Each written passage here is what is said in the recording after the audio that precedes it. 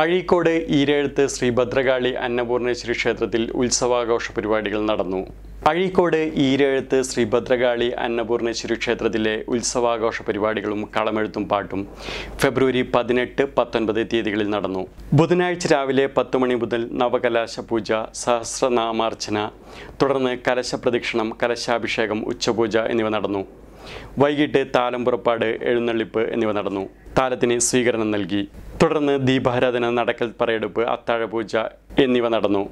രാത്രി തായമ്പക നടന്നു. ഉത്സവാഘോഷ പരിപാടികൾക്ക് president E. V. Venu, secretary E. A. Dineshan, treasurer E. C. Rineesh എന്നിവർ നേതൃത്വം നൽകി.